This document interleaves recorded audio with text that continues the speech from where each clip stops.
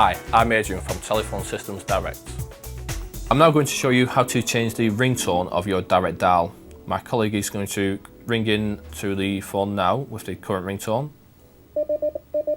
We want to change that to a different tone. So what we do is log into programming by pressing the transfer key, dialing 800.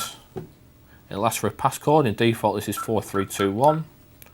Press 1 to enable and press the speaker key. Now we dial the code for direct dials, which is 714, and we want to edit direct dial 008, so we press plus on the volume key so we get to 008 on this bottom row, which is this one here. We press the right hand key to move the cursor down underneath the 008, and we press it to enter that direct dial.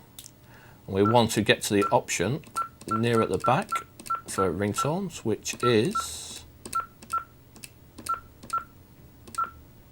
tone, and we want to edit that down to option 1, and that will assign a different ringtone. If we come out and my colleague rings back in again, we now have a different ringtone for that direct dial.